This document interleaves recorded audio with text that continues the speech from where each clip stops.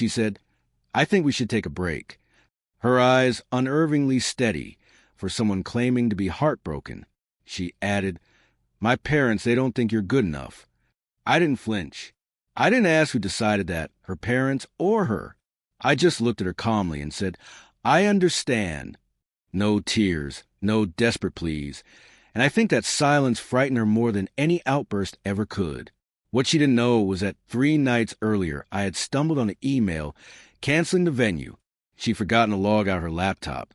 And I wasn't snooping, just handling the bills I'd been quietly covering while she obsessed over the wedding. She hadn't even bothered to delete that email chain. The planner had asked if she was sure about forfeiting the deposit. Her reply was chillingly final. "Absolutely. It's over." The date on that message? 3 weeks ago. She'd waited until all the payments cleared, then decided she wanted a break. No, she wanted out without looking like the villain. And I was supposed to play the heartbroken fool who never saw it coming. She didn't know me at all. We met 3 years ago. She was magnetic, ambitious, smarter than everyone else in the room, and she knew it. That was part of her charm. And honestly, I admired it. She once told me she loved how calm I was, how I didn't need to be the loudest voice to be the most dangerous. Funny how people admire what they don't understand. We built everything together, or so I thought. The apartment was ours. The joint savings too. She picked a venue, the guest list, the flowers I'd never get to see. I just kept the money flowing, quietly, steadily, trustingly. When she introduced me to her parents, it felt like a business pitch. They smiled like sharks, asking about my income, my 5-year plan. No questions about love. No curiosity about character. Only about what I could bring to the table. I was just some flashy investment in their eyes. She told me I was being sensitive, said they'd warm up. Turns out they were just waiting for her to cool down. The day after she said we needed a break, I walked into the bank.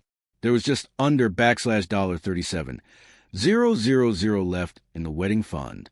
The account was in my name, so I drained it legally, cleanly, transferring every cent into a private account she didn't know existed. Then I closed a joint account. No drama, just quiet precision. After that, I booked a meeting with a lawyer. Prenups didn't matter anymore, but the lease was in both our names, and she wasn't going to leave without a push.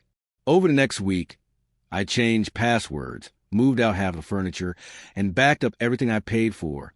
When she came by to talk, the locks had already been changed. I slid a padded envelope under the door, her things and a formal notice. 14 days to vacate or start paying rent. That night, her phone rang 6 times.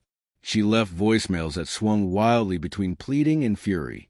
I didn't respond, but that wasn't enough for her. She needed to feel it, not just the money or the eviction, but the shame. So I sent the venue a thank you card. I apologized for canceled wedding, citing a change of heart from the bride. I made sure her parents saw it. Then I posted a simple photo on social media. Me, a beach, a caption that read, "Sometimes the trash takes itself out." Blessed. No names, no specifics. But everyone knew exactly who I meant. Her friends, our mutuals, her family, especially her parents, who looked foolish backing someone who played fiancé with the precision of a con artist. She showed up at my office 3 days later, tears threatening but never falling. She said it was a mistake, that she panicked, that she never meant to cancel the wedding, just needed space. I let her talk, then slid my phone across the table. The email she forgot to delete stared back at her. I watched her eyes, the screen, saw the cracks form in her mask. I said nothing, just smiled, stood up, and walked out. Revenge wasn't fire, screaming, or smashed dishes. It wasn't burning photos or wild confrontations. It was cold, surgical, a quiet, relentless process. She expected me to unravel, to beg for closure, to give her the clean break she could spin into a redemption story. Instead, I gave her silence and the bill. Friends asked why I never warned them, why I kept it all quiet. Because explosions are loud and chaotic. But implosions, they destroy everything from within. I found out she'd already started seeing someone else. Not officially, not publicly, but enough that the wedding was inconvenient. He worked with her father, of course. The perfect replacement, complete with the right watch, the right shoes, the right pedigree. They thought they were upgrading. What they really got was someone who knew he was second choice. Someone who would always know she was willing to fake love for a better prospect. Good luck building trust on that shaky foundation. Do I miss her? No, I miss who I thought she was. But the version of me she tried to break is gone too. What's left is sharper, colder, clearer. She took her shot, and I let her believe she hit her mark. But I had already moved the target. She gave me freedom disguised as heartbreak. I gave her a break she'll never recover from. So no, I wasn't good enough for her parents. They were right. I was better.